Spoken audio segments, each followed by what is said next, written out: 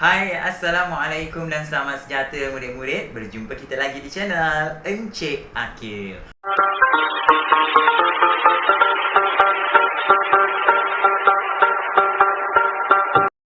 Baiklah, hari ini cikgu akan terus kongsikan sambungan kepada video yang pertama berkaitan seloka berbuat istana zaman dahulu karya Zabba, iaitu terkandung dalam antologi Sejadah Rindu tingkatan 5. Murid-murid boleh buka muka surat 7.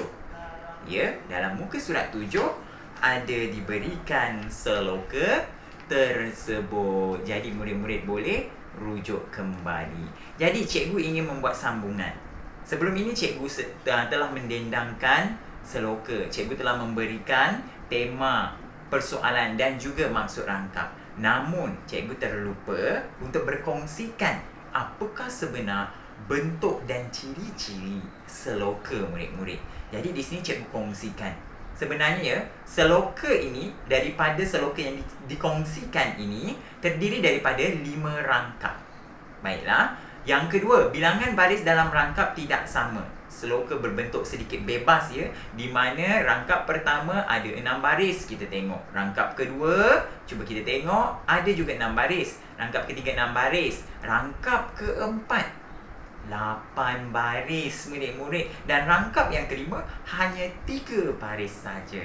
Jadi susunan baris dalam setiap rangkap seloka ini tidak seimbang, dia adalah bebas. Okey. Seterusnya yang ketiga, setiap baris mengandungi 2 hingga 6 patah perkataan. Kita boleh lihat ya, kalau kita tengok dalam muka surat yang ketujuh tersebut, memang ada paling sedikit pun ada 3 perkataan. Jika kita lihat paling sedikit 3 perkataan ya, kita boleh lihat dalam rangkap yang keempat banyak 3 perkataan, dan yang lain lebih daripada 3 perkataan. Okey, yang keempat, bilangan suku katanya antara 8 hingga 17 suku kata.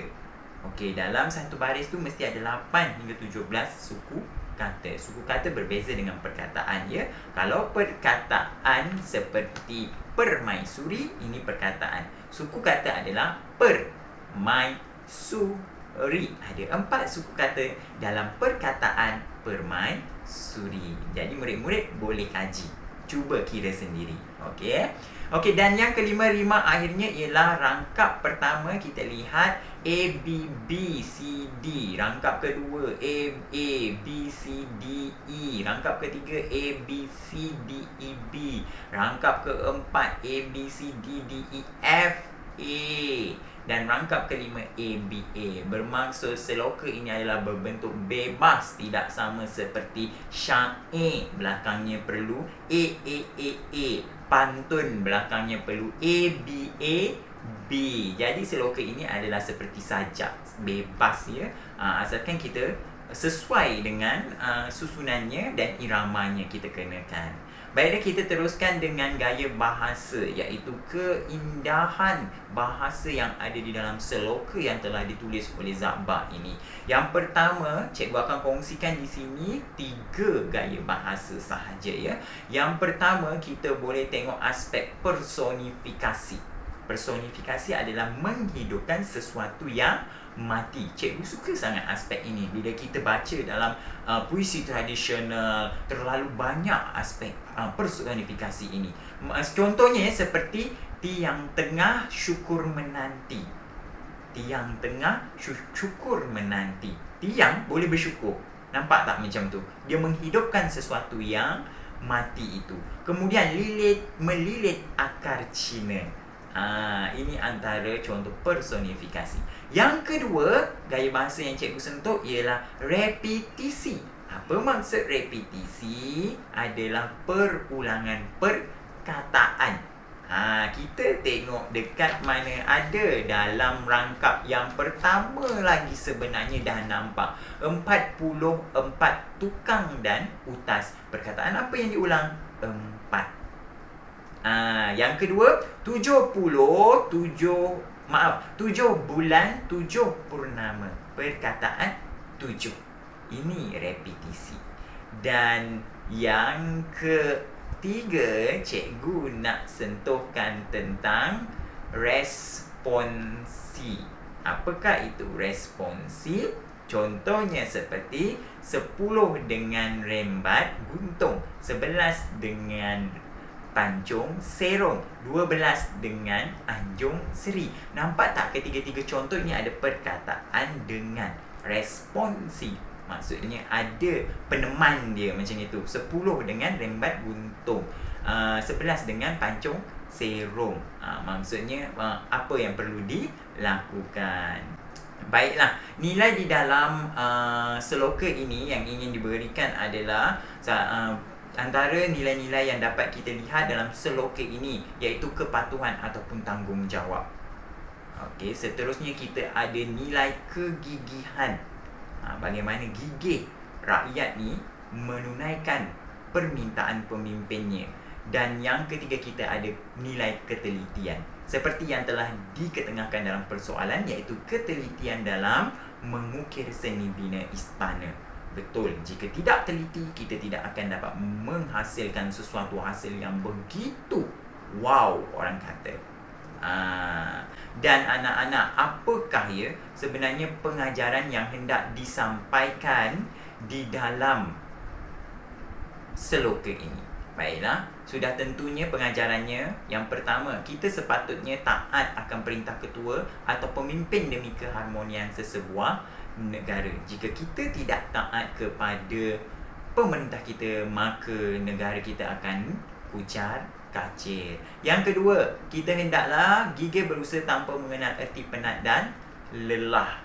Okey, yang ketiga, sebagai rakyat kita mestilah menjalankan tanggungjawab yang telah diamanahkan dengan penuh integriti. Setiap tugasan yang diberikan kepada kita oleh pemimpin kita, kita perlu buat dengan penuh bertanggungjawab. Jika arahannya dibunuh ya seperti tadi, itu kita yang perlu berfikir dengan bijak.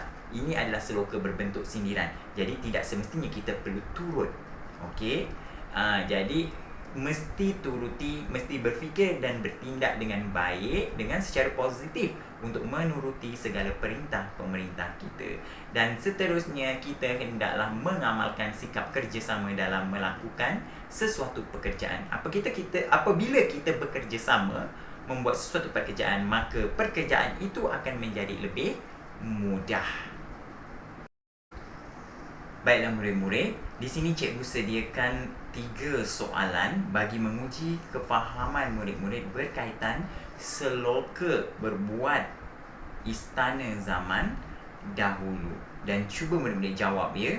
Yang pertama soalannya, apakah perkara-perkara yang berlaku setelah istana berjaya disiapkan? Murid-murid boleh baca balik seloka tersebut, cari jawapannya. Okey, yang kedua, pada pendapat anda, mengapakah istana pada zaman dahulu dibina tersergam indah seperti yang digambarkan dalam seloka tersebut? Kita boleh baca kan seloka tersebut menyatakan keunikan, keistimewaan. Kenapa? Berikan 2 sebabnya. Ini seolah-olah seperti soalan kebat berfikir ya. Okey, dan yang ketiga, huraikan 2 nilai murni yang terdapat dalam seloka tersebut. Jadi perlu terangkanlah jika kita memilih nilai contoh kegigihan, terangkan kegigihan yang bagaimana ditunjukkan dalam seloka tersebut. Masukkan bait seloka itu dengan mengubah ayatnya. Cuba jawab. Okey. Baiklah. Jangan lupa untuk subscribe, like dan share video cikgu ini.